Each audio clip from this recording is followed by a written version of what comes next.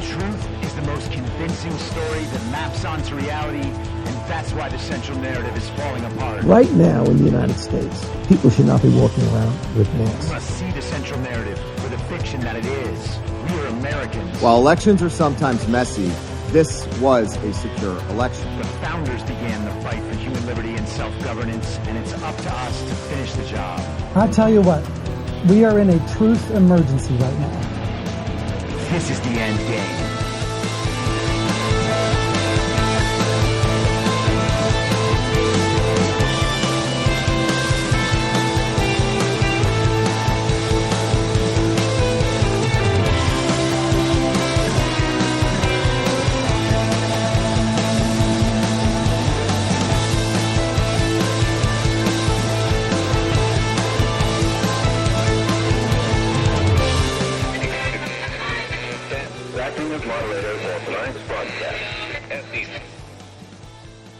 It's Monday, July 29th, 2024, the 1286th day of dystopia. I'm your moderator, Chris Paul. Let's be reasonable. A warm welcome and hello to all of you listening through a paid subscription at imyourmoderator.substack.com. You can become a paid subscriber for as little as $50 a year or $5 a month. And in doing so, you will get the ad-free experience. You'll be able to participate in the conversation over on Substack, and you will be invited each Wednesday afternoon to the interactive live stream. And if you can't, or you simply don't want to, continue listening to the podcast for free on Substack, a wide variety of podcast platforms, and of course, Rumble. All I ask is that you share it with your friends. You can find the links to the podcast, the writing, the social media, and the merch site by visiting linktree.com/I'mYourModerator. Anyone who understands the roller coaster we've been on these past few years knows we haven't reached the end yet, and there may still be hard times to come.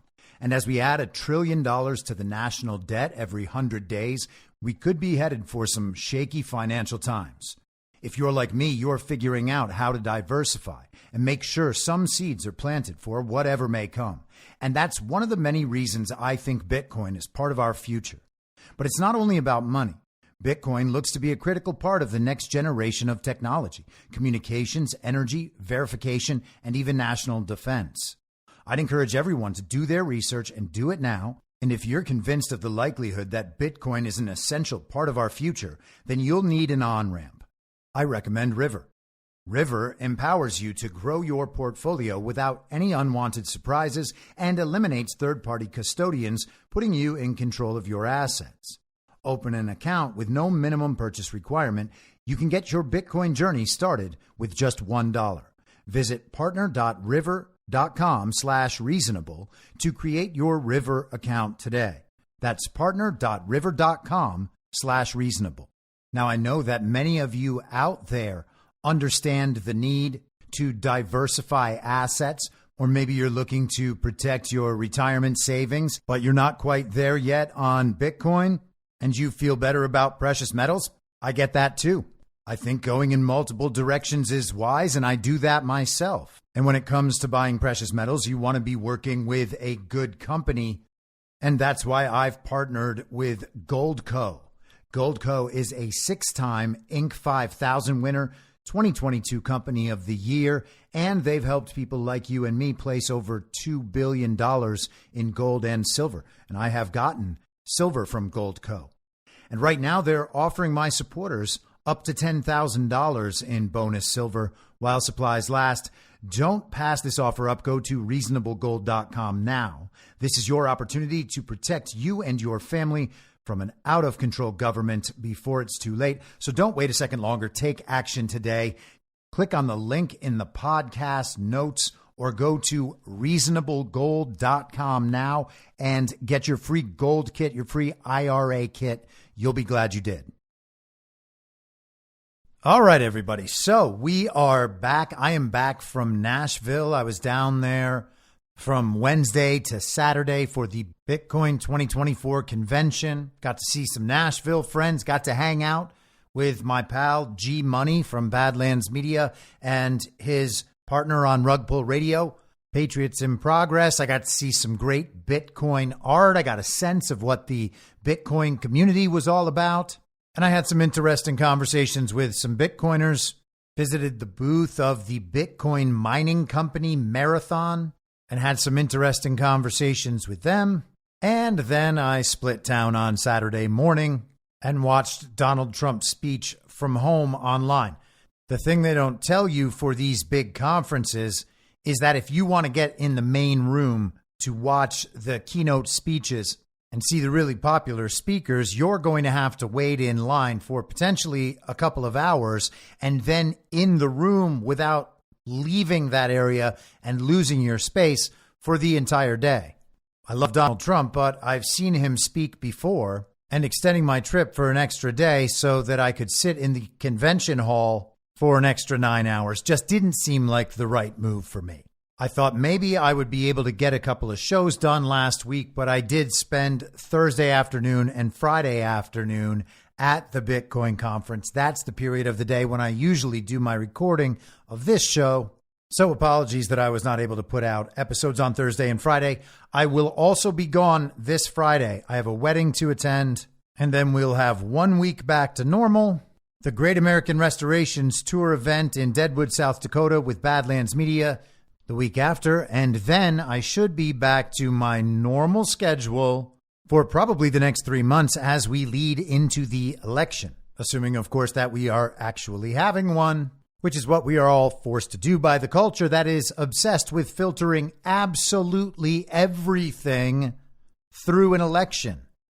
So because we've missed a couple of days, I want to kind of catch up on the news of the weekend, because at this point, there's not that much actually happening, but it seems like a million things are happening because the info ops and psyops are unlimited, and they just keep getting launched back and forth from side to side. Or maybe they're just all being launched at us.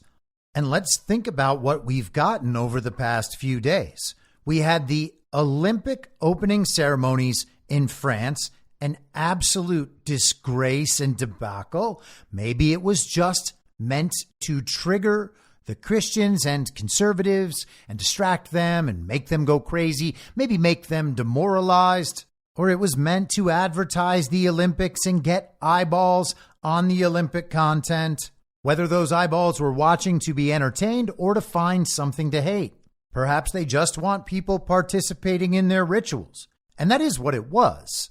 The degenerate communists who pass as artists reimagined Leonardo da Vinci's The Last Supper as a scene of gender-bending debauchery, as an act of worship to the Greek god of wine, Dionysus, or as he's known in the Roman mythology, Bacchus. So Jesus' Last Supper was reconceived as Bacchanalia.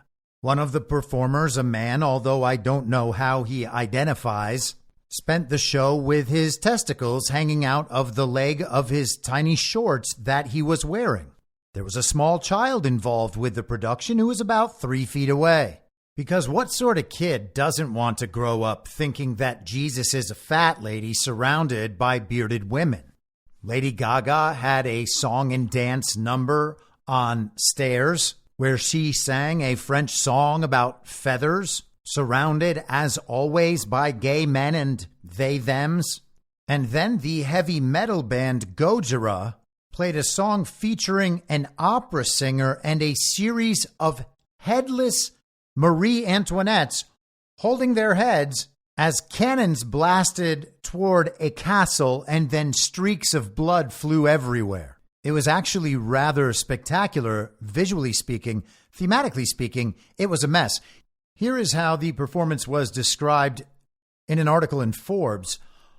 Gojira pulled no punches and delivered the most unrelentingly heavy performances to ever grace a global mainstream event. Performing Ah Ça Ira, a popular song during the French Revolution, Gojira and opera singer Marina Viati were joined by a plethora of beheaded figures representing the Queen Marie Antoinette. Right from the onset, the brutal aesthetics laid out the perfect tone for the rebellious metal mayhem that ensued. Also from the article, it certainly played in the band's favor the fact that they were positioned atop such epic scenery, specifically the Conciergerie, a former prison and residence of French kings during the French Revolution.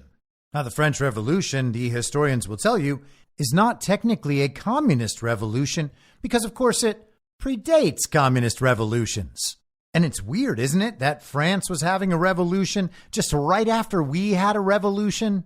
So it wasn't communist. They did have radical leftists like the Jacobins who carried out the reign of terror under Robespierre and were the predecessors of the Bolsheviks. But you can't call it a communist revolution because it was actually initiated by the bourgeoisie, you see. Those commies always getting off on technicalities. I mean, what are we going to do? Challenge history just because it's obviously wrong? But hey, thanks, International Olympic Committee, for using fairly brutal heavy metal to show us a display of what things will be like when you get your French Revolution. And by the way, I have listened to plenty of heavy metal and punk rock and hardcore music over the course of my life. I have no problem with heavy metal music whatsoever. I love it, some of it. But it seems like they wanted to be real sure that everyone understood revolution is coming and it is going to be chaos. Now, I'm not going to tell you how I think you should feel about all this. We've spent a few minutes on it. I don't think it deserves a whole lot more. People can look at things with their own eyes. They can hear things with their own ears, think about those things with their own brains, and come to their own conclusions. If it offends you, okay, there's plenty there to be offended by. Is it worth being offended over? Maybe. That's for you to judge. I can't imagine you taking offense is going to do much, but you're certainly within your rights to be offended. It might be better to ask yourself, why am I offended by this? If I'm offended by this, am I giving it too much attention? Is my attention causing other people to give it more attention than they would otherwise? And is the solution to simply step back outside of the problem and outside of the argument and just ignore the whole thing? Maybe. But let's ask a different question. Why was the response across Normicon and controlled opposition right-wing media to make the point that they wouldn't mock Jesus and Christians that way if we were talking about Muhammad and Islam? Now, maybe that's true. They certainly don't seem inclined to mock Islam. But how did that become the dominant conversation? Is that what this rerun is for? Do we really need to learn that lesson again? Maybe the lesson is that people just need to stop watching the Olympics and maybe all professional sports in general. And I still watch some professional sports, but I think about these things. Maybe some of this stuff just needs to be cut off completely until it's able to purge all this communist nonsense. And if it's not, then maybe we have to reach the point where we leave all of the bread and circuses behind. You have to wonder, with their data capabilities, how many of the people who were posting in anger about the Olympic opening ceremony over the weekend will now go ahead and watch the Olympics in full, essentially turning that Olympic opening ceremony into a huge success. You can hate the performances, but if they created a viral commercial that played everywhere for 48 hours in a row, alerting everyone to the fact that the Olympics were going on, and you find yourself pretending to be an expert in the history of the gymnastics floor routine, it might be time to admit we're getting played and it's not really about our principles. So that was a big deal. There was an election in Venezuela yesterday. A few months ago, we talked on this podcast about some of the issues happening in Venezuela, the global regime's efforts to hold on to Guyana, as Nicolas Maduro signed a decree to say that Venezuela was going to be annexing the regime proxy state of Guyana, the former British colony. A week or so later, we talked about GOP senators calling for the so-called Biden administration to levy economic sanctions against Venezuela. Now, does the Biden administration do anything? No. Sanctions are a means of control by the global regime, and they are economic warfare against the people of the country to which the sanctions are being applied. The regime's tools are media propaganda and economic sanctions, and they use both of them to control nations around the world and guarantee their commitment to the global regime's agenda. In response, Venezuela said that it would be trading oil in cryptocurrencies to avoid the sanctions. And we discussed how that pattern is playing out over and over and over again in the world. The same playbook in different places on slightly different timelines with variations to fit the needs of a particular country's culture. Destabilization, infiltration, the implementation of the agenda, eventually leading to corruption, and then a pushback for the people as the people start to regain control. The destabilization and infiltration process starts once again. That's what these color revolutions are for. That's what those communist revolutions were for. So we talked about Maduro, and we talked about the fact that the global regime was going to be very, very involved in Venezuela's elections. And so last night, we were told that Nicolas Maduro had stolen the election in Venezuela. He announced himself the winner, even though he couldn't be the winner. And the proof that he couldn't be the winner is that his opposition was up in the fake polls reported by various fake news media entities, all on behalf of the same global propaganda regime. And that was confirmed by the exit polling. Maduro was actually extremely unpopular, and now he's stealing the election. Now, I said in the first episode of the year that I wanted to focus this year primarily on a few key issues rather than getting into the details of all these complete and total fictions that are laid out before us each and every day. We can go down these rabbit holes, find ourselves lost in them, and spend days or weeks or months or years trying to chase down some conclusion that will wrap the story up and prove us right, rather than understanding the moral of the story and moving on. Among the subjects I said I wanted to focus on are foreign elections and this pending potential economic collapse that might and probably will result in an upheaval concerning the world's reserve currency, concerning the American dollar, and ending in the adoption potentially of a digital currency, and hopefully the decentralized one rather than the centralized one. And so I want to spend the episode tomorrow on the Venezuelan election and the fallout from that. I think that much like with the Mexican election a month or so ago, people hear some key words in a headline about someone's background or ideology, and then it's just game over. We think, oh, the media must be telling us the truth this time. I know socialists are bad. I know dictators are bad. Maduro is definitely the bad guy here. I think that knee-jerk reaction in this case has gotten it wrong. And we talked about how this would happen 3 months ago.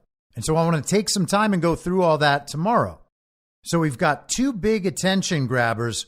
Right off the bat, we have the Olympic opening ceremonies to suck all the oxygen out of the room on Saturday. And then we conclude Sunday with claims of a rigged and stolen election in Venezuela. And then there was one other story that seemed like it had all the makings of a major attention-grabbing narrative on Saturday, and it happened just before Trump was scheduled to go on stage in Nashville at the Bitcoin 2024 conference. In fact, he began his speech with some quick remarks acknowledging the incident before moving on. Here's what he said. A lot of things are happening in the world. We just heard, you probably heard, that Israel was just attacked, very severely attacked. And Hezbollah looks like. And this is things that won't happen. I mean, you just can't. They have to respect us. They have to respect. They cannot do this. They cannot do this. What they did just now with that attack is terrible. Just happened. And so to all, God bless everybody. This is so serious. They have to respect our country.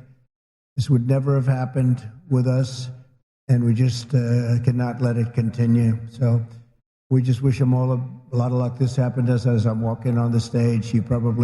Most of you have heard about it, but it's a terrible thing.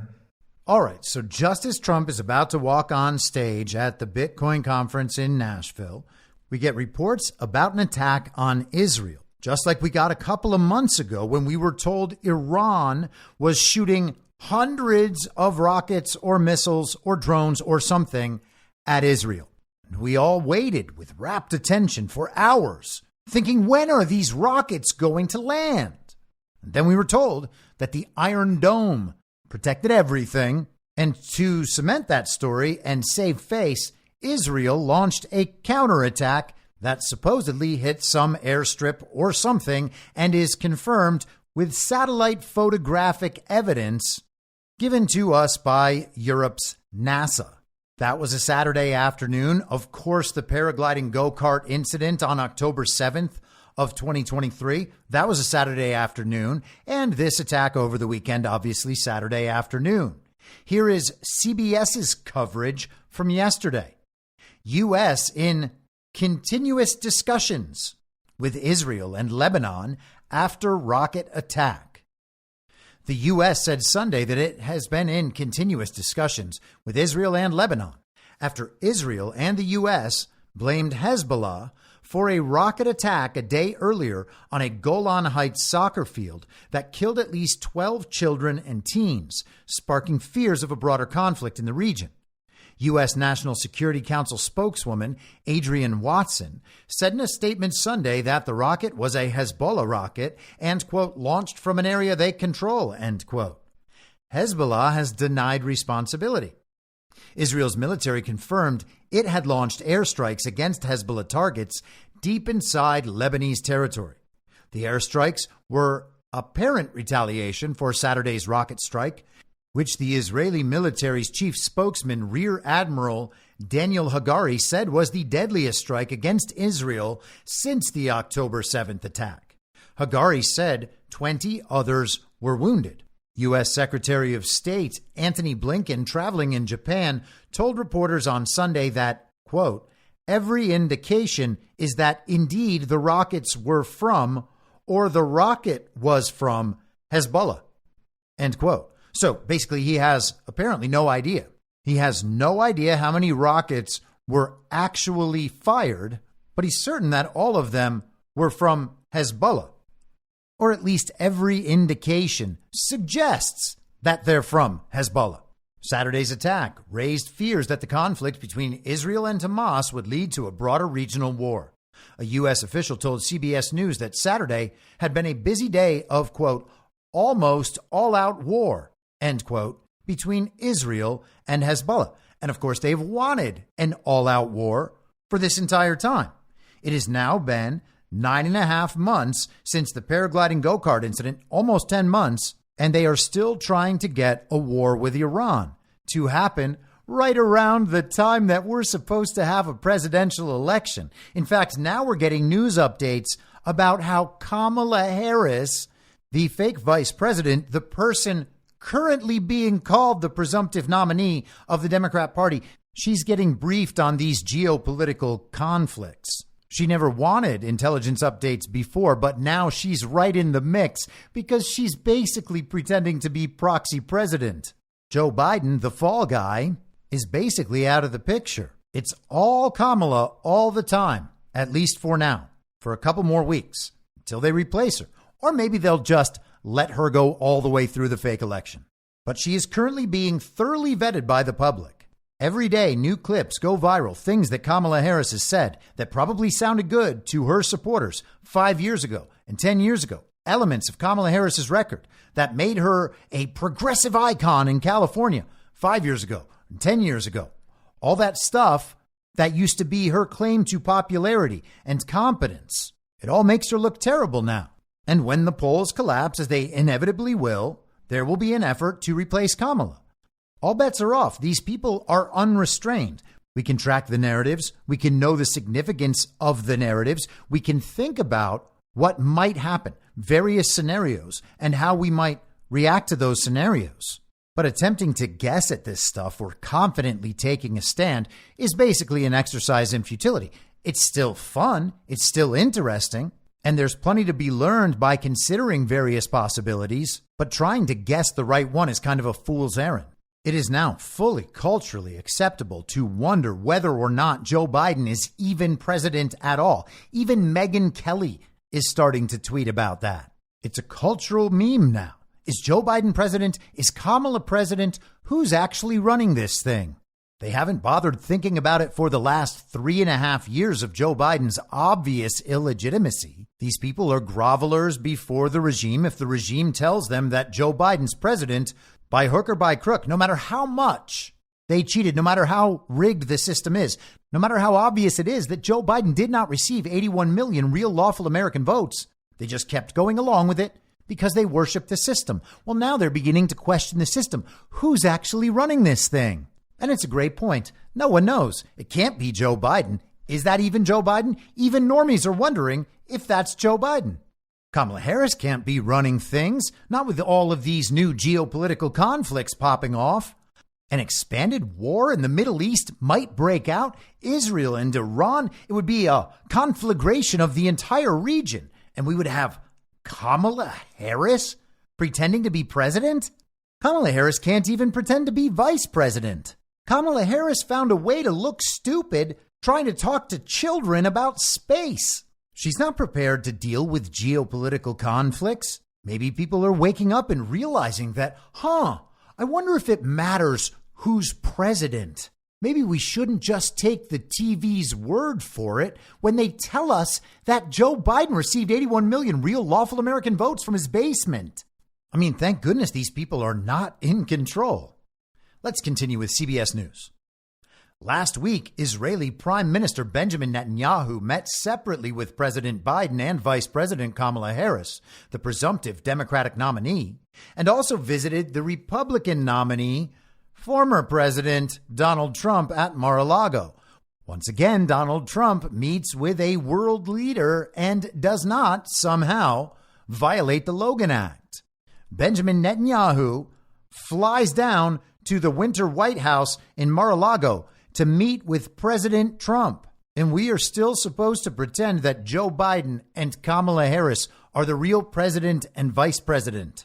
And I'm sure some people are saying, well, Israel owns all these politicians, including Donald Trump. And hey, maybe you're right. I don't think you're right, but maybe you're right. I think it's more likely that Donald Trump is in mid-negotiation with various Israeli interests and global regime interests, just like he has always been in every part of the world, because they're real and they're powerful, and he's going to have to deal with them in some way that doesn't cause a global meltdown and make the problem worse.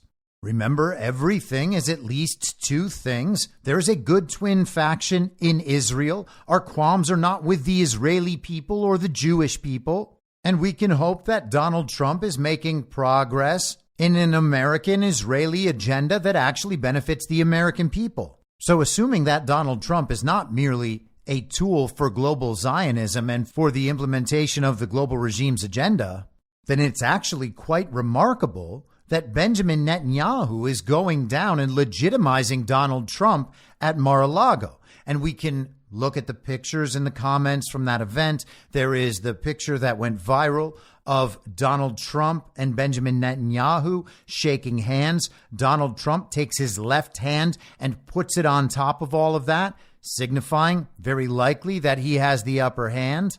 Anyone who sees that picture and thinks that Joe Biden is the real legitimate president of the United States and that some combination of Biden and Kamala Harris or even Barack Obama are flexing some significant global power, that all seems very silly. It's also worth noting that this new attack on Israel, this most significant attack since the paragliding go-kart incident, happened when Netanyahu was overseas. Back to CBS. Harris's national security advisor, Phil Gordon, said on social media Sunday that the vice president had been briefed and is closely monitoring the situation. She condemns this horrific attack and mourns for all those killed and wounded, he added. White House officials have feared a nightmare scenario of an errant rocket or missile causing unintended consequences such as mass casualties and forcing a heavier Israeli response. Oh, really? They've feared that as a nightmare scenario, and now it just happened. It's really starting to sound like their fears and nightmare scenarios are actually just threats and warnings about what they intend to do that they will blame on whoever they want to attack. People are generally more emotional about these stories when it comes to Israel, our so-called greatest ally, because of the belief that this is the biblical Israel and we must protect them with our lives. But let's step out of that paradigm for a minute and think about what this story would look like if we were talking about Ukraine right now. Again and again and again, we got reports of how Russia was attacking Ukraine. opportunity after opportunity for escalation. But the responses this time from the Uniparty are not quite as aggressive as they used to be. From the article, Biden White House officials have been working the phones, trying to de-escalate and contain the response. But U.S. officials emphasized Israel has the, quote, right to defend itself, end quote. And Senate Majority Leader Chuck Schumer said on Sunday on Face the Nation, I don't think anyone wants a wider war, so I hope there are moves to de-escalate. The article reports that thousands from the Druze community gathered in Majdal Shams to attend the funerals for those killed, according to the Times of Israel. Mourners shouted at government officials at the funerals, the Times of Israel reported, with one man yelling, "Get him out of here," to far-right finance minister Bezalel Smotrich. There is no doubt that Hezbollah has crossed all the red lines here, and the response will reflect that. Israeli Foreign Minister Israel Katz told Israeli Channel 12, "We are nearing the moment in which we face an all-out war." Hezbollah chief spokesman Mohammed Afif told the Associated Press that the group categorically denies carrying out an attack on the town of Majdal Shams. They note that it's unusual for Hezbollah to deny an attack. The office of Netanyahu, who was on a visit to the United States, said he would cut short his trip by several hours without specifying when he would return. It said he will convene the security cabinet after arriving. Far-right members of Netanyahu's government called for a harsh response against Hezbollah, but an all-out war with a militant group with far superior firepower to Hamas would be trying for Israel's military after nearly 10 months of fighting in Gaza. Skipping ahead in the article, U.S. intelligence officials have no doubts that Hezbollah carried out the attack on the Golan Heights, but it was not clear if the militant group intended the target or misfired, according to a person familiar with the matter who was not authorized to comment publicly. The White House National Security Council said in a statement that the U.S., quote, will continue to support efforts to end these terrible attacks along the blue line, which must be a top priority. Our support for Israel's security is ironclad and unwavering against all Iranian-backed terrorist groups, including Lebanese Hezbollah. So again, it's Iran's fault. Just like the attack a couple of months ago, that was Iran. Iran was supporting Hamas for the paragliding go-kart incident. It is Iran. Oh, yeah. And Iran also wanted to assassinate Donald Trump. Now, there's no proof that Iran was involved in the assassination event of a couple of weeks ago, but reports about Iran wanting Trump dead came because we are supposed to conflate the assassination event with Iran's desire to assassinate Trump and make that another strike against Iran so that Donald Trump's supporters would be more likely to support a war effort against Iran on Israel's behalf. Event after event, just continuing to make the argument that the United States needs to be involved in a war effort against Iran. We should note, by the way, that narratively speaking in 2024, Iran is the new Russia. They are responsible for absolutely everything. And it can't actually be proven that they're responsible for any of this stuff. But if you suggest the possibility for all of it, people will think, well, there's smoke in all of these places. There surely must be the fires to accompany them. It is again worth remembering that everything is at least two things. There's a good twin faction and an evil twin faction in Iran, just like everywhere else. The global regime operates in every country. It could have entities in Iran or in China or in Russia carrying out its agenda, but it's just the global regime doing it. It's not quote unquote Russia or China or Iran doing it. It's a faction.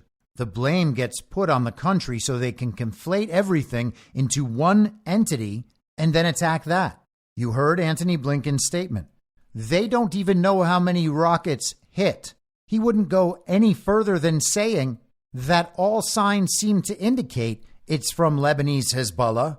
And so without even nailing down what happened in the so-called attack, they're already telling us that we need to go to war with a third-party country. And we'll hit just another couple spots of this article.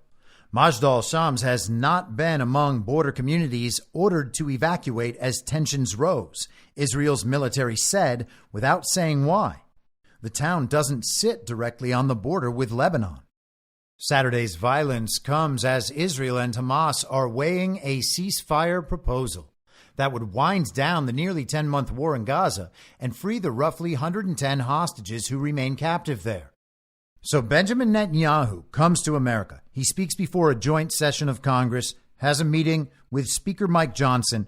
During the joint session, virtually everything he said was responded to with a standing ovation by almost everyone in the room. Now, regardless of your feelings for Netanyahu or for Israel or for anything else, we should still be able to admit that it is an absolutely embarrassing display of pathetic anti-American groveling to be giving a standing ovation to everything said by the leader of a foreign country.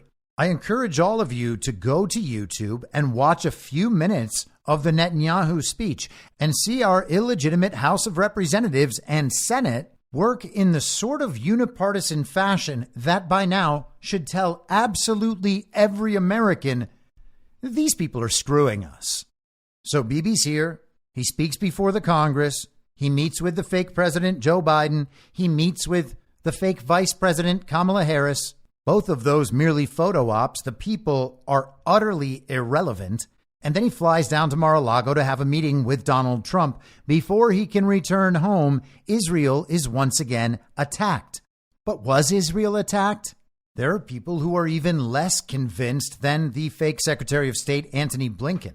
This is from thecradle.co, which I've found to be a really excellent website on foreign issues, featuring a bunch of independent journalists of different political stripes who seem to be able to back up the things they're saying. When our very important public officials and experts who are in a position to know the truth about these issues give waffling statements about what happened, we should assume maybe there's something wrong with the official story.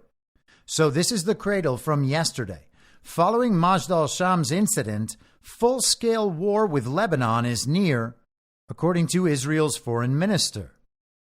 Israel Foreign Minister Israel Katz said on 28 July that a full-scale war with Hezbollah and Lebanon is near, following a mysterious missile strike on a soccer field in the town of Majd al-Shams in the Israeli-occupied Syrian Golan Heights the previous day.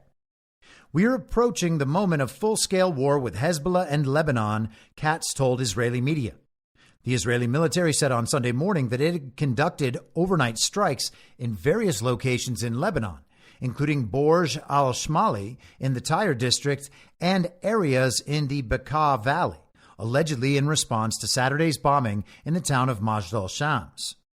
The New York Times noted, quote, the Israeli strikes appeared to stop short of a major escalation, end quote, but that, quote, there were strong expectations on Sunday morning that Israel still might mount a bigger response. 12 people were killed in Saturday's missile strike on the soccer field, including many children, while more than 30 were wounded. Israel blames Hezbollah for the strike. In a statement, Hezbollah vehemently denied any involvement in the Majd al-Shams bombing. The Israeli army rejected the statement, insisting that Hezbollah was behind the strike. Israeli army spokesperson Daniel Hagari claimed on Sunday morning that, quote, the rocket, which was fired at Majd al-Shams, was a Falak 1 rocket of Iranian production whose warhead carried over 50 kilos of explosives, and even named the Hezbollah commander who guided the fire as Ali Mohammed Yahya.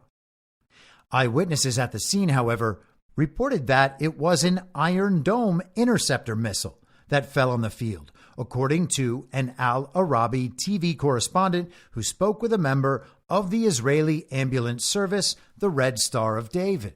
Political researcher and military expert Dr. Hassan Ahmed Hassan stressed that, quote, Hezbollah and the rest of the resistance factions have nothing to do with what happened in Majd al-Shams, and the Israeli authorities must provide an explanation that convinces the mind instead of raising the ceiling of threats and intimidation.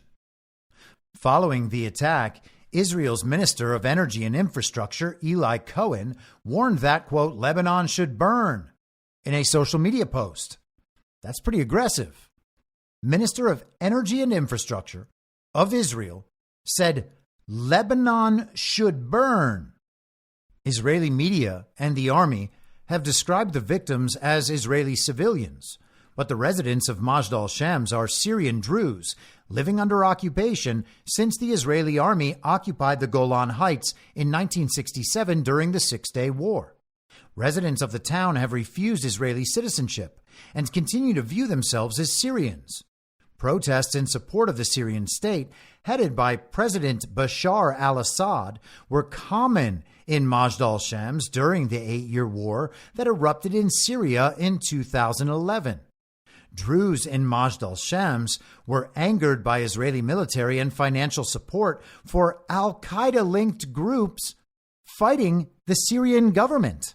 Damn, none of this sounds like the official story. Why isn't the official story within the central narrative accounting for all of these important facts? Ynet added that another local claimed that the Iron Dome defense missile system was not activated. A U.S. official told Axios that the strike could trigger a broader war between Israel and Hezbollah. Israeli military and political leaders have sought to launch a full-scale war against Hezbollah in Lebanon since the 7 October Hamas attack on Israeli settlements and military bases and Israel's subsequent war on Gaza. Israeli leaders have threatened multiple times to quote-unquote copy-paste the war on Gaza, in which Israeli forces have destroyed large swaths of Palestinian cities and killed over 39,000 people, to Lebanon. Defense Minister Yoav Gallant told reservist soldiers stationed near the Lebanon border in December that, quote, what we are doing in Gaza, we can do in Beirut. At the same time, Hezbollah leader Hassan Nasrallah has stated that Hezbollah is fully prepared to defend Lebanon and use its vast array of rockets and missiles to inflict massive damage on Israeli cities if Israel attacks Beirut.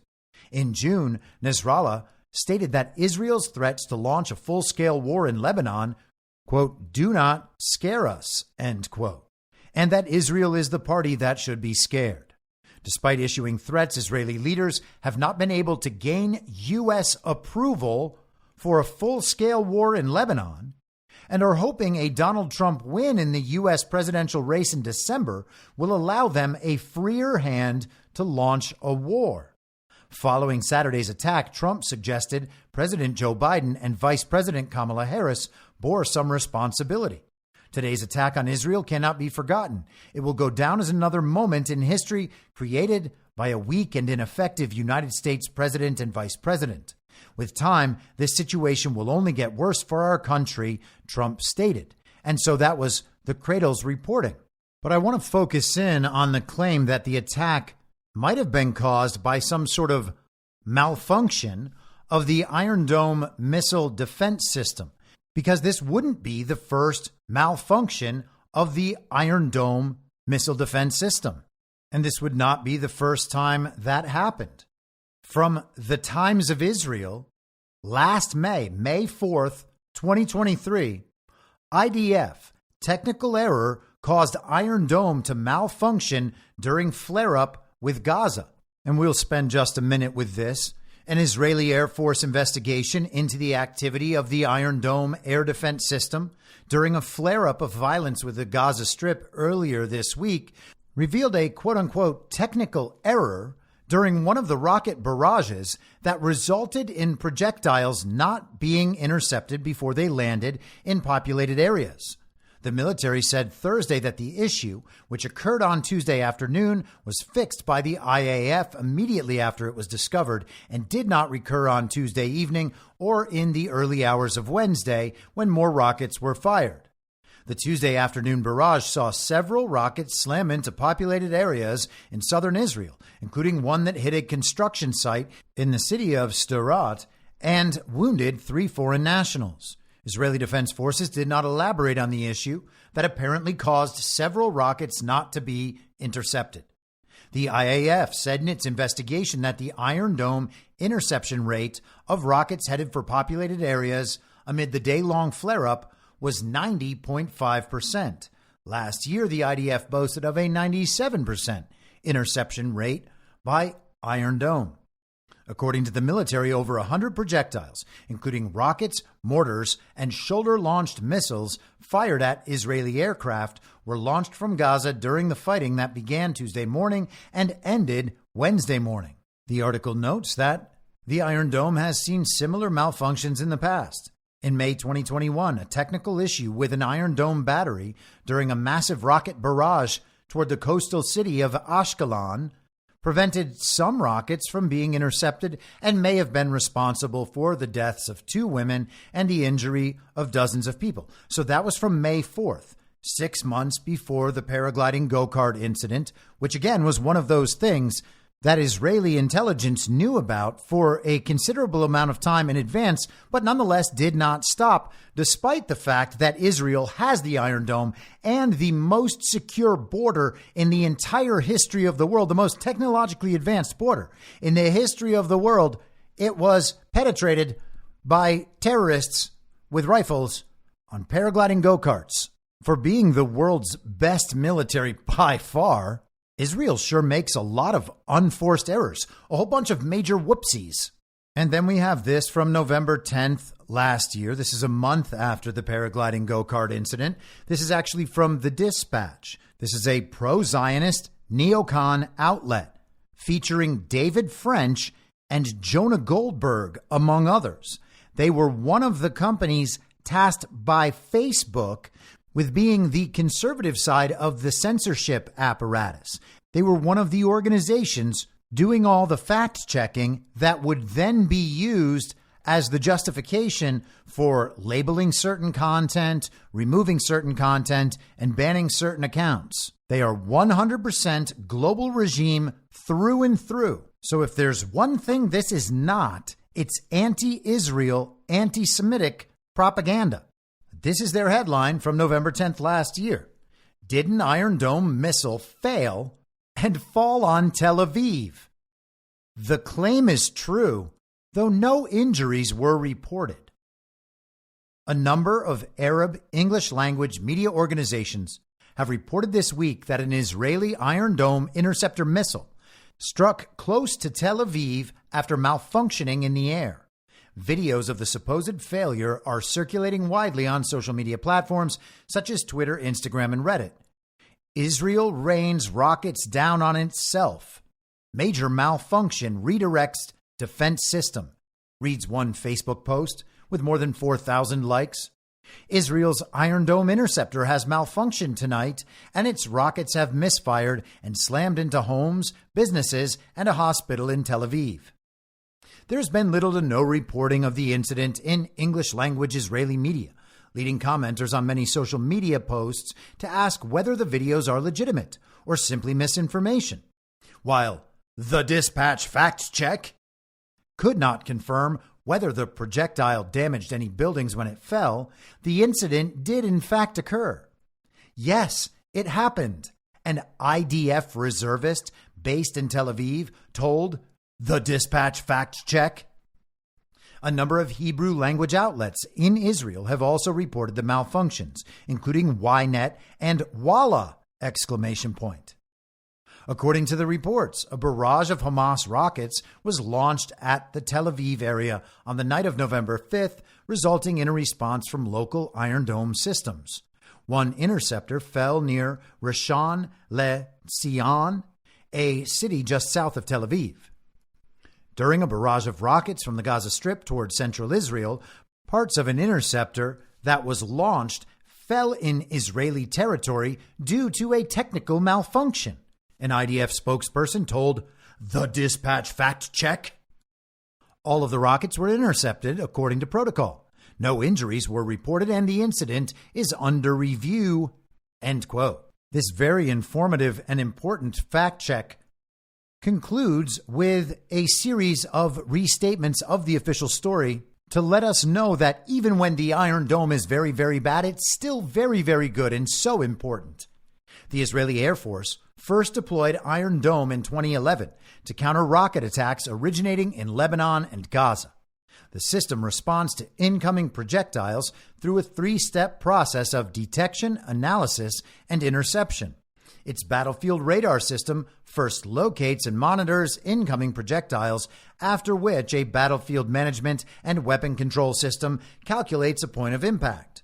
Should the projected impact point pose a threat, the system's missile firing unit launches an interceptor designed to detonate in close proximity to and destroy the incoming projectile. There are at least 10 Iron Dome systems currently deployed across Israel, and the IDF has claimed that the system has an 85 to 90% success rate against a range of threats. Now, there have been a number of articles that have come out trying to resolve this discrepancy here, focusing in on the type of rocket that was fired, the size of crater produced, and it doesn't seem like anyone knows what actually happened here. We have a claim that this rocket was from Lebanese Hezbollah, and counterclaims that there was an Iron Dome malfunction that caused one of the Iron Dome's own projectiles to strike within Israeli-occupied territory. And again, the Cradle article noted that the people in this territory do not identify as Israeli. They do not want Israeli citizenship. They supported Bashar al-Assad and blamed Israel and the global regime for its support of al-Qaeda-linked groups that were fighting against the Syrian government. And as CBS News reported, they were one of the border communities that was not asked to evacuate as the quote-unquote tensions rose. The Arabic news website Al Mayadeen, in an article with the headline, "Did an Israeli Iron Dome missile cause the Majd al-Shams massacre?" wrote, "Another important nuance that would aid Hezbollah's denial of involvement is the failure of Iron Dome interceptors to mere surface-to-air missiles on several occasions in the past months. This includes a crash of an Iron Dome interceptor in Tel Aviv in early December 2023, and a fire caused by an Israeli interceptor in occupied Al-Jalil following a failed interception of a Hezbollah drone on July 25th, 2024, so just a couple of days prior." The article goes on. "There are many such incidents, with some being captured live on camera, including an event in which an Israeli Tamir missile struck a hospital in Tel Aviv on November 6th, 2023. That's the one the Dispatch fact check told us was just another technical malfunction, and thank goodness no one was killed." The article says, "Several technical issues related to an Iron Dome battery could result in a catastrophic interception failure. These issues include a malfunctioning engagement radar, a faulty radar seeker, a defective self-detonation sensor, and a compromised motor, among other potential problems. The most dangerous of these are faults in self-detonating sensors, which leave operators unable to destroy rogue surface-to-air missiles. It is highly probable that faults in a surface-to-air missile fired from an Iron Dome launcher just behind Majd al-Shams caused the grave massacre. Majd al-Shams, which is among the towns and cities occupied by Israel in 1967, hosts a vast majority of Arab Syrian Druze and a minority of Israeli settlers. The town and other similar demographics, where natives are significantly represented, have not come under direct fire of the Islamic resistance in Lebanon since October 8, 2023. Although the resistance has launched highly precise weapons, such as an anti-tank guided missile and drones at Israeli military positions in towns such as Arab al-Aramsheh, it never fired unguided rocket artillery weapons at these towns. Specifically, Majd al-Shams has never come under an attack by Hezbollah throughout the nearly 300 days of intense confrontations near the Lebanese-Palestinian border. The resistance also has not been shy of taking responsibility for mishaps in the past, such as an incident in the 2006 war on Lebanon when a rocket launched by Hezbollah fighters impacted a home in al-Nasirah. Now, I certainly don't know what happened on Saturday in this soccer field in a place called Majd al-Shams on the other side of the world, but we can analyze it in the narrative sense. And so let's go through it quickly again. Benjamin Netanyahu comes to the United States, meets with House Speaker Mike Johnson of the illegitimate House. Then he speaks in front of the illegitimate House and the illegitimate Senate. They grovel over every word he speaks, standing ovation after standing ovation. He has photo op meetings with fake President Biden and fake Vice President Kamala Harris, who now, we're told, is getting these very important intelligence briefings so that she can weigh in on geopolitical conflicts. And then Netanyahu heads down to the winter White House at Mar-a-Lago to visit with President Trump. Trump, the Republican nominee, the candidate in this oh-so-real 2024 election, he didn't gas up the jet and fly to Washington, D.C. to kiss the ring of his overlord. Benjamin Netanyahu flew down to Florida, where Trump literally put his hand on top of both their hands, signifying Trump has the upper hand. And before Netanyahu could return, we were told that there was this truly horrifying strike against this soccer field. And of course, we can pray for the victims, same as we would with any instance of violence in this world. It can be a sad, dark, scary place. We can recognize that and pray for the cessation of violence. But the factions that have favored war and the factions that have participated in drumming up a war, hopefully including the United States, against Iran and Iran's allies, which happen to include all of the strongest countries in the world, essentially, they immediately began using this as a justification for more war. There's at least some good reason to believe that this horrific event was caused by Israel itself, to then be used as a justification for further escalation. And people don't want to admit that things like that happen, but of course they happen. And of course they're used for these reasons. You might remember a couple of years ago when we heard that Russian rockets landed inside Poland, killing 2 Poles. That was going to trigger Article 5 of the NATO treaty and bring the United States into the war on Ukraine's behalf against Russia in defense of its ally, Poland. And then a couple hours later, it turned out that it was just Ukraine doing that. Are we supposed to pretend that Ukraine and Israel are substantively different in some important way? They are both major global regime proxy states, probably the 2 most important global regime proxy states. I mean, I guess besides California or the United States. But we've seen false flag after false flag after false justification for an escalation in the war efforts on the part of the United States or the collective global West, in quotes. And that's what we're seeing here. No matter who was responsible for firing that rocket, we can see how the narrative is being used. They're not even speaking confidently about whose responsibility that attack was. And yet we're being told that this opens the possibility for a war in Lebanon against Hezbollah that is going to drag Iran into the war because they're Hezbollah's sponsors. Even Mark Levin, who is a warmongering Zionist and has been for the last few years, spent most of his episode on Kamala Harris. So apparently this isn't quite as serious as the paragliding go-kart incident, nor is it as serious as the Iranian missile attack from a few months ago. It's not that they don't want to sell the war, it's that this incident isn't going to be good enough to get the job done. Here is Benjamin Netanyahu in his speech before the joint session of Congress last week, talking about Iran's motivation to assassinate President Trump. And as we recently learned, they even brazenly threatened to assassinate President Trump. Trump posted that clip on Truth Social and wrote, if they do, quote, assassinate President Trump, end quote, which is always a possibility.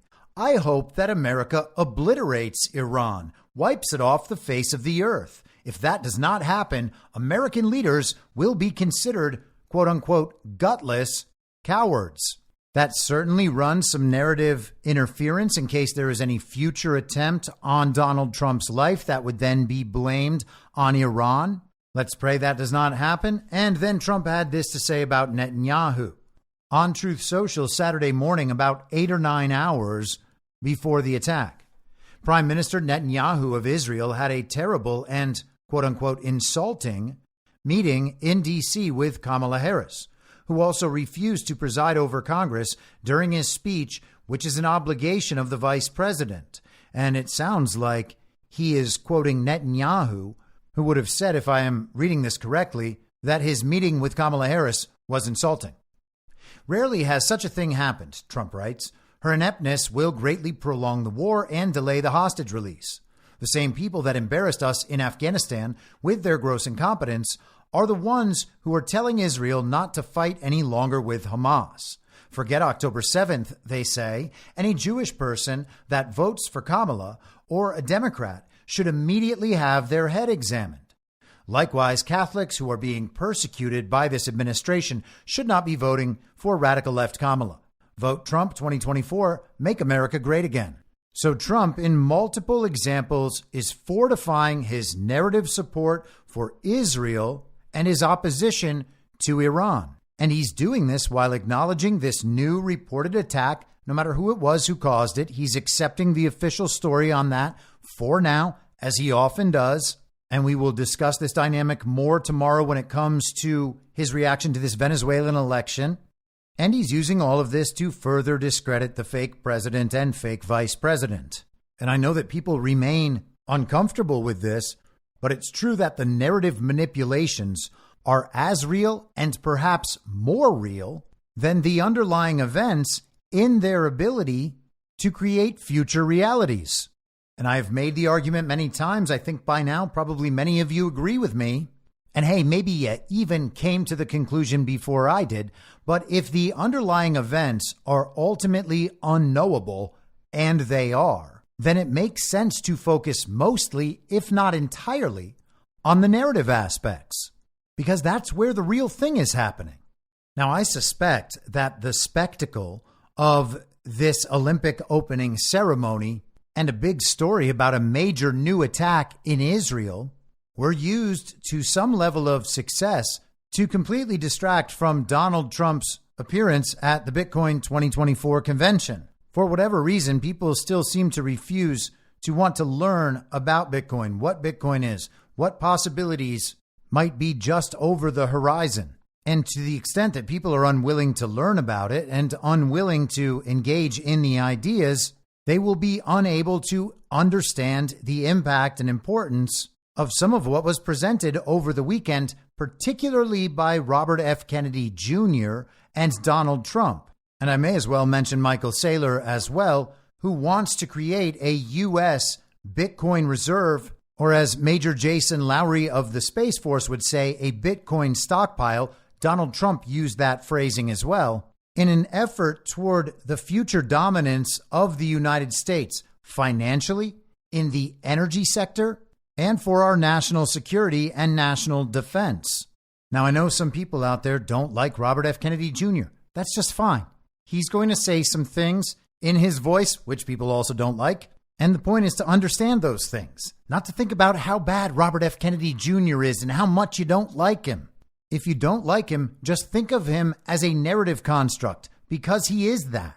I've said many times that RFK Jr. is essentially playing the role for the quote-unquote left that Donald Trump played for the quote-unquote right. He is attempting on some level to separate the real from all of the political nonsense, getting people to refine their arguments and reconsider their priorities rather than just choosing one side or another and defending that forever. So take a listen here, because at the end of this clip, you will hear Robert F. Kennedy Jr. talk about Space Force Major Jason Lowry and the concept of soft war. Notably, after my uncle's assassination, the government immediately stopped issuing those silver coins, and power returned to the Fed. My uncle apparently understood the potential for the Fed to evolve itself into a tyranny. Bitcoin has the potential to return monetary discipline to the Fed and to restore the dollar as the unchallenged global reserve currency. And just as Bitcoin can fortify the dollar, it can also secure America's position in cyberspace. I understand that tomorrow President Trump may announce his plan to build a Bitcoin Fort Knox and authorize the U.S. government to buy 1 million Bitcoin as a strategic reserve asset. And I applaud that announcement, and we should all applaud it.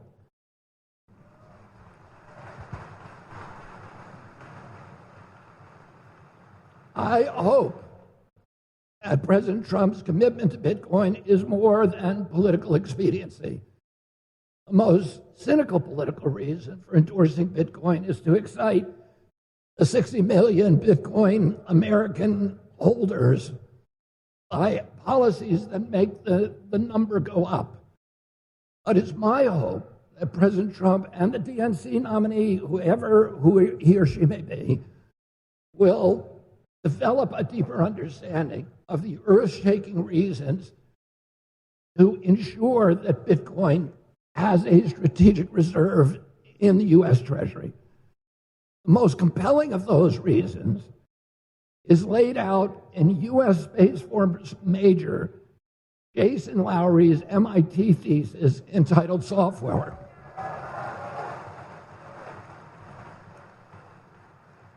Major Lowery points out that Bitcoin has been mischaracterized as money, when in fact it is a cyber defense system that will protect our online identities and data in cyberspace. Just as we have an Air Force to protect our skies and a Navy to protect our seas, Bitcoin can protect us against potential cyber attacks. It is a cyber defense weapon and a classic example of unrecognized use. Here's an analogous example. The Chinese invented gunpowder, and then they used it as medicine for 200 years before other countries recognized that it was the most potent tool for power projection. Today, the popularly assumed use of Bitcoin is money. But Bitcoin is also a power projection weapon that can protect our currency and everything that we do online from cyber attacks. The first country that recognizes this function will be the new global superpower. Now, that's the sort of thing that should really perk up your ears.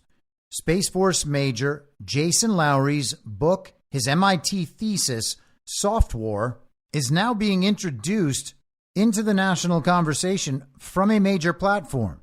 He went on to say that if he were elected president, Major Lowery would be one of the first appointments that he would make in the area of national defense. It's getting very hard at this point to deny that the idea of software, the idea of Bitcoin as part of a national security infrastructure is some niche idea. It's not a niche idea. It's being talked about at very high levels. And the fact that that's occurring and the fact that Donald Trump seems to be backing that up, as you'll hear in just a minute, seems to suggest that Bitcoin is a whole lot more than a replacement currency. And it's certainly a lot more than a gambling token through which people expect to increase their sum total of fiat dollars. And that's what's meant when people talk about number go up. It was interesting to notice at the Bitcoin conference how few people there are concerned with Bitcoin in any capacity beyond number go up and beyond the replacement currency. It's complicated stuff for sure, but you would expect the people who are most committed to Bitcoin as a project to know what else it can do and maybe consider those possibilities. But a lot of people are political normies, and because of that, they ignore everything that comes from MAGA, from the conspiracy theorists, from the Q community, from the truth community, from the devolution community. And without that, they're unable to contextualize or even learn about entire modes of thought revolving around this thing that they seem to, on some level at least, be kind of obsessed with. Even if your concern is really only using Bitcoin as a gambling token, hoping to make more fiat dollars, the possibility that it might be supported as a national defense infrastructure and indeed perhaps even an energy weapon should be the sort of thing to convince people that it's even more valuable than they ever imagined. But instead, the normie parts of the Bitcoin community are ignoring all of that, and they're focused on who gave the better speech between RFK and Donald Trump and who they might vote for in the election if it happens. I legitimately have not spent 1 second thinking about the political impact of this speech. Did Trump make himself more appealing to Bitcoiners? Hopefully, but who cares? It's the Bitcoin agenda he's stating that matters, not the future results of a fake election that might not even happen. And so let's get into some of Donald Trump's remarks. Here he is addressing the rather absurd claim that Bitcoin is threatening to the US dollar. Those who say that Bitcoin is a threat to the dollar have the story exactly backwards. I believe it is exactly backwards. Bitcoin is not threatening the dollar. The behavior of the current U.S. government is really threatening the dollar. The danger to our financial future does not come from crypto. It comes from Washington, D.C. It comes from trillions of dollars in waste, rampant inflation, and open borders while giving welfare and free health care to all of the illegal aliens that are pouring into our country by the millions and millions and millions. It comes from printing hundreds of billions of dollars to fund endless wars overseas while our cities are like combat zones here at home. It's not the rise of Bitcoin that is destroying the dollar. It's global regime fiscal policy and the way the currency has been manipulated and the way other countries around the world have been manipulated because of the central bank's control over their fiat currency, currently branded as the US dollar. All of the BRICS nations are obviously moving away from that system. That's what the sanctions are or were against Russia. The regime waged economic warfare on the people of Russia. They failed. Russia's currency is now stronger. Countries who similarly wanted to remove themselves from that influence have moved toward the BRICS coalition, and I think someday we will probably see the BRICS coalition making use of Bitcoin, and I wouldn't be surprised if Bitcoin ended up being a world reserve currency that backs the currencies of individual nations. It wouldn't surprise me at all, for instance, to see the US dollar backed by Bitcoin. I've said many times that if there are people out there who can change the value of the money in our pockets whenever they want, then we are serfs. This is feudalism. And I've been spending time with Lowry's book, Soft War, again, having first gotten into it a couple years back. I was reading over the weekend in chapter 4 of Soft War, and Lowry quotes a man named Larkin Rose, who wrote, "The truth is, one who seeks to achieve freedom by petitioning those in power to give it to him has already failed, regardless of the response. To beg for the blessing of authority is to accept that the choice is the master's alone to make, which means that the person is already, by definition, a slave." And this is what I continue to talk about. We cannot be groveling for authority, asking for things that are already by right ours. If we need to ask the authority for access to our natural rights, then we are already subservient, even if the authority gives us access to those rights. And at the top of all that, at least in this earthly material realm, is the control over the fiat currency. Here's Donald Trump. It should be no surprise that these same totalitarians are hell-bent on crushing crypto and obliterating, and that's what they want to do, and that's what they are stated. They're there right now. You have the SEC, you know what they're doing, obliterating Bitcoin. The reason could not be more clear, because Bitcoin stands for freedom, sovereignty, and independence from government, coercion, and control. The Biden-Harris administration's repression of crypto and Bitcoin is wrong, and it's very bad for our country. It's really quite un-American. That is Donald Trump saying Bitcoin stands for freedom, sovereignty, and independence from government coercion and control. And while this is framed as benefiting the individual, it can guarantee our freedom, sovereignty, and independence from government coercion and control. The same applies to America relative to the global regime. It can guarantee American freedom, sovereignty, and independence from the coercion and control of global government on behalf of those central bankers and their fiat regime. You may have heard the phrase, fix the money, fix the world. I don't personally see how these major problems around the world can be fixed without fixing the currency, at least to some extent. The fact that the worst people on earth, for all of time, can create money out of absolutely nothing and then use it to coerce people to do whatever the regime decides they must do in order to create whatever world it is the regime wants to create.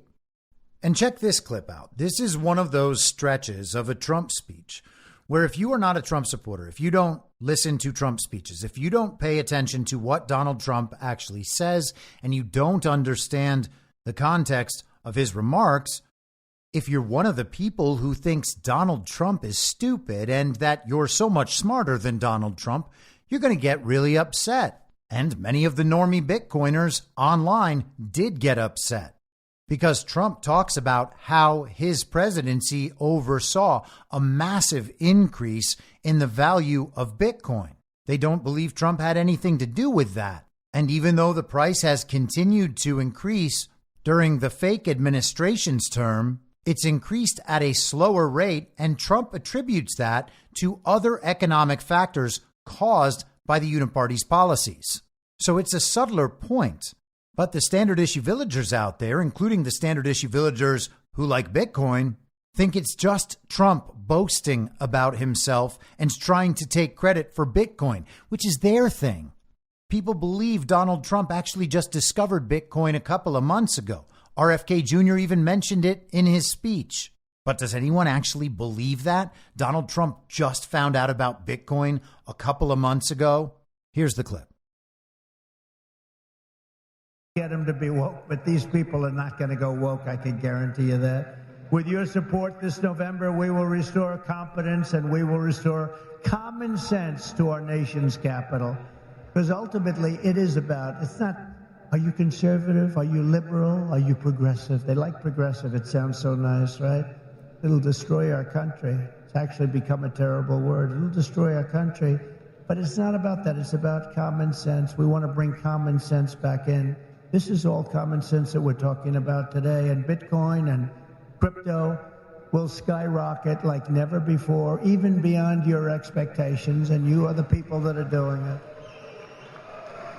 As we stop the war on crypto, we will immediately, and we'll do this very quickly, begin to build our economy, because when America is prospering, Bitcoin is soaring and it'll go up with it. We had the greatest economy ever, and we will soon have it again. Under the Trump administration, the typical middle-class family income rose by $6,000 a year. People don't like mentioning that. America had more money to save than at any time in many decades. As a result, during my 4 years in office, now you have to listen to these numbers. These numbers are like beautiful. And I don't want to repeat myself.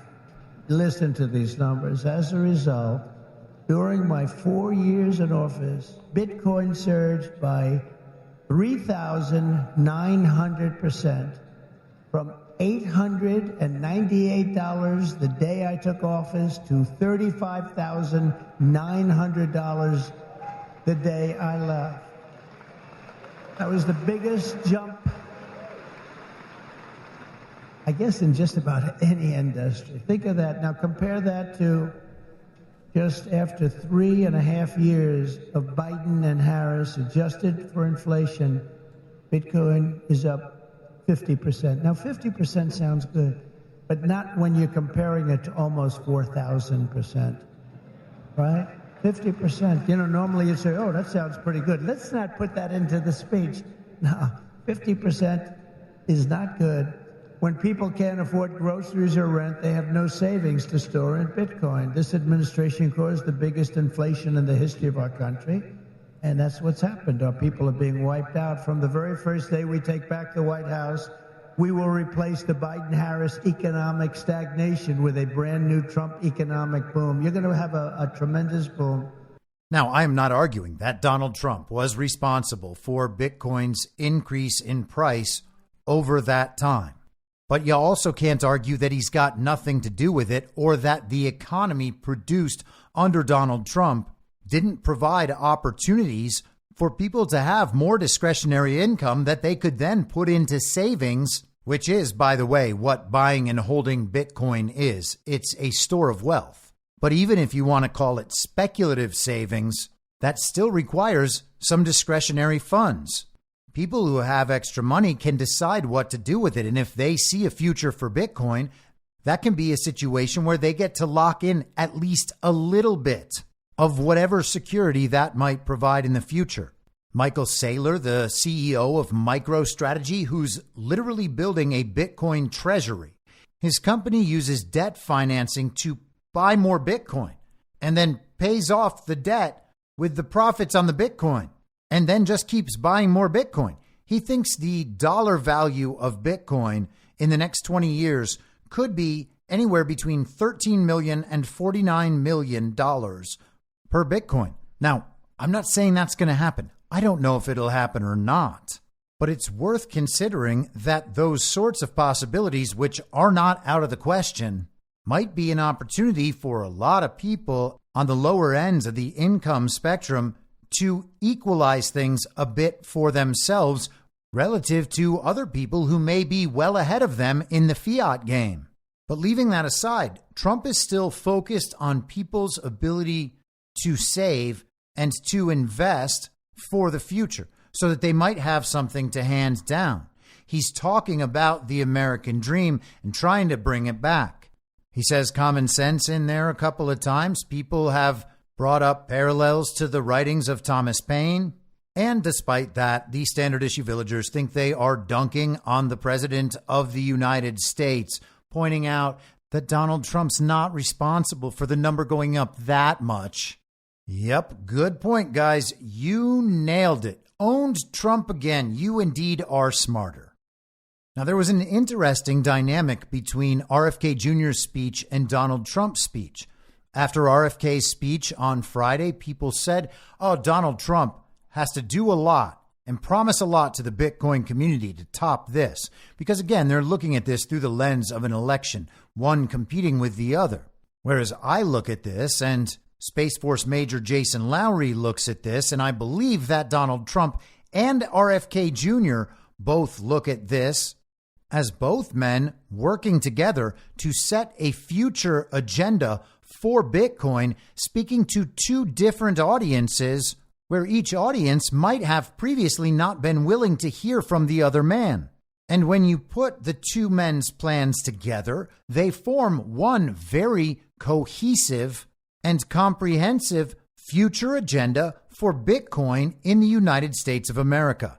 It's almost as if they took all of the topics that needed to be addressed and just simply divided them in half and had each man say the topics that would appeal to his particular audience. Here is Trump's reference to Jason Lowry's soft war, and keep your ears perked for the word stockpile rather than the word reserve. But for too long, our government has violated the cardinal rule that every Bitcoiner knows by heart. Never sell your Bitcoin, right?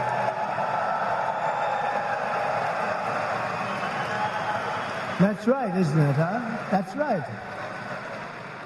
How did I figure that one? Never sell your Bitcoin. And so, as the final part of my plan today, I am announcing that if I am elected, it will be the policy of my administration, United States of America, to keep 100% of all the Bitcoin the U.S. government currently holds or acquires into the future. We'll keep 100%. I hope you do well, please. This will serve in effect as the core of the strategic national Bitcoin stockpile. As you know, most of the Bitcoin currently held by the United States government was obtained through law enforcement action. You know that. They took it from you. Let's take that guy's life. Let's take his family, his house, his Bitcoin. We'll turn it into Bitcoin. It's been taken away from you because that's where we're going now. That's where this country is going. It's a fascist regime. So a strategic Bitcoin stockpile. People have focused in on the word stockpile because stockpile often refers to weapons and ammunition. And again, Jason Lowry, in his MIT thesis, Soft War, essentially describes Bitcoin as a dual-use energy weapon. It is offensive and defensive, protecting the grid, online transactions, virtually everything in cyberspace. And he makes the argument that in the future, kinetic warfare will primarily revolve around the use of drones, which means that energy dominance will be a necessity. We have talked plenty of times about the potential parallel energy, communications, finance, and national security infrastructure that is being built up right now in coordination with the Defense Department linked organizations for which Elon Musk is currently the face. As time goes on, it continues to seem more and more like that is what's ahead. I certainly can't make any guarantees about what that world's going to be. I don't have access to that kind of information, but there is a new world emerging, and I think it behooves us to figure out how we might be able to get ahead of it. And I agree with the people out there that think some of this technological stuff is scary and that the powers that be might be ushering in some kind of future technological dystopia. I share your concerns. And I had a conversation at the last Great American Restoration Tour, our little Badlands events. I had a conversation with retired Space Force General Stephen Quast about some of my concerns with the implementation of this massive new technological infrastructure. And his response was to remind me that technology ultimately is always going to be around at whatever level. And it will always be a tool that humans can and will use. And so what's critical is that humans are paying attention and making sure that the technology is properly used and properly using it themselves, because the technology itself will be neutral. It's only going to matter how the technology is employed on behalf of humans. And that is where our control comes in. That is where we can have an impact. And to have that sort of impact requires us understanding a bunch of these subjects that sound like foreign languages and that maybe we don't want to understand because they scare us too much. And so we're just going to ignore them, hoping that they will never actually come into being. But it seems like they're just right around the corner. And to the extent that it can be used for good, insofar as good people understand it and use it, then it really is on us to become accustomed to it and familiar with it so we can participate in guiding its future. Here is how Trump concludes.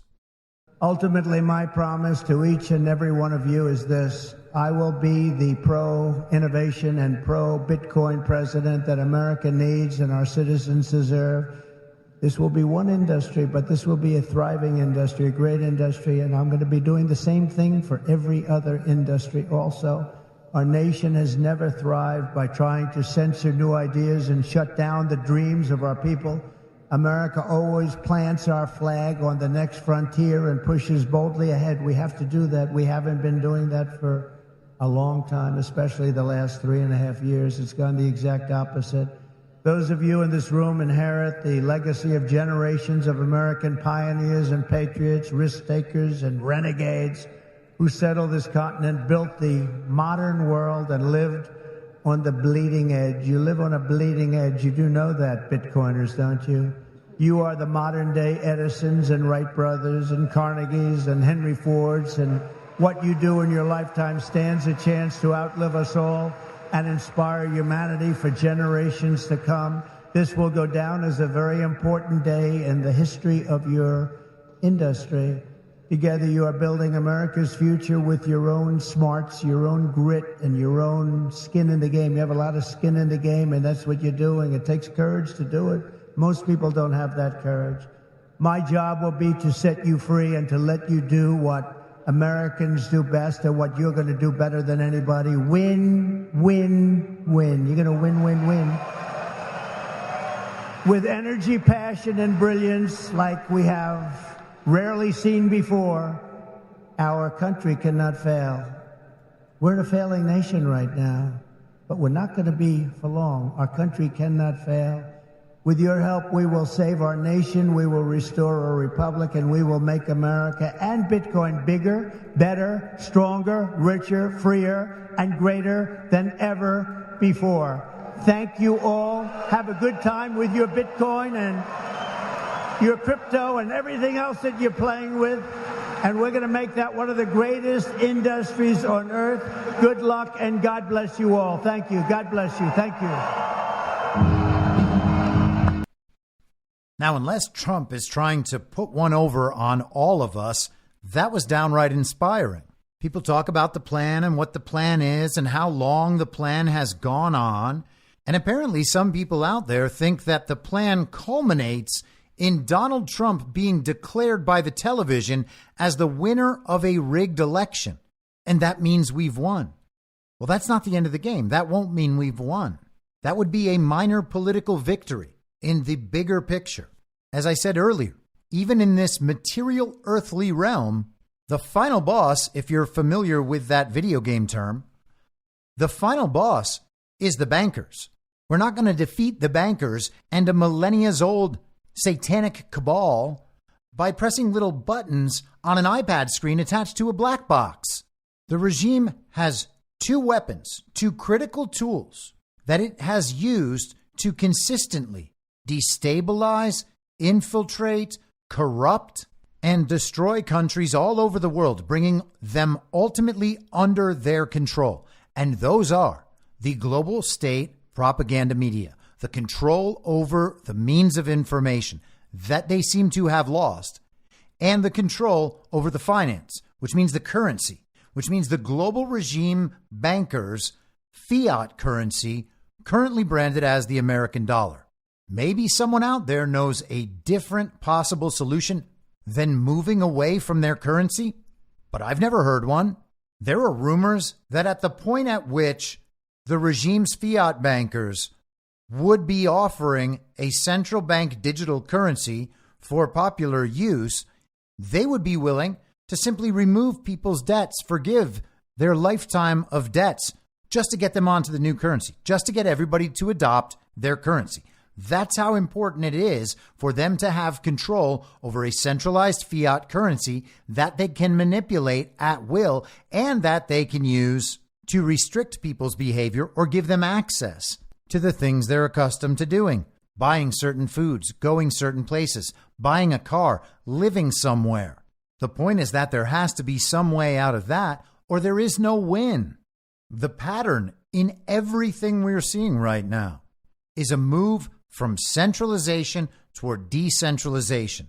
And if Bitcoin does indeed possess all the qualities people claim it possesses, then it seems like that's the thing that could give us those opportunities. Now, decentralization doesn't mean that everybody is going to get an equal share of the pie. You could create perfect money and hierarchies would still emerge because that's how the world is. But people who have the foresight to make plans ahead of what they know will be a significant change in how life operates seem to be getting what could potentially be a significant opportunity to get far out ahead of the pack. This is why we try to keep ourselves well ahead of the narrative rather than remaining addicted to the television characters, pretending it's all so that we can wake up the normies. There are not going to be prizes handed out for staying back with the most normies. They're probably not even going to thank you because most of those relationships at this point are adversarial and filled with resentment. I'm pretty sure at this point that the best thing we can do for those normies we care about who just won't wake up is to actually go and get as far out ahead of things as we can so that when they do wake up, we can quickly speed them much further along. And if they don't wake up, well, someone's going to have to take care of them. I'll be back tomorrow at the same reasonable time on the same reasonable podcast network. I don't have a network. Masks and lockdowns don't work. They lied to you about a pandemic, and Joe Biden will never be president. In my mind, that's the end game. If you're listening to this episode for free, you can support me and support the show and the work I do by signing up for a paid subscription at imyourmoderator.substack.com. You can do so for as low as $50 a year or $5 a month. Comes out to under $0.25 per episode, and you'll blast right through the paywall for all of the writing. The merch store is www.cancelcouture.com, and you can find everything else by heading to Linktree.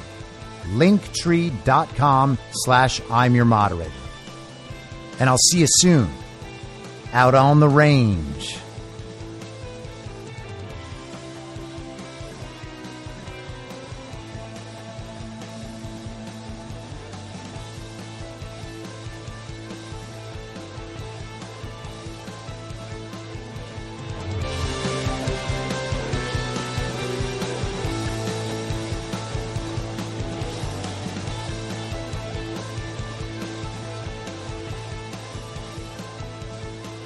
It's hell!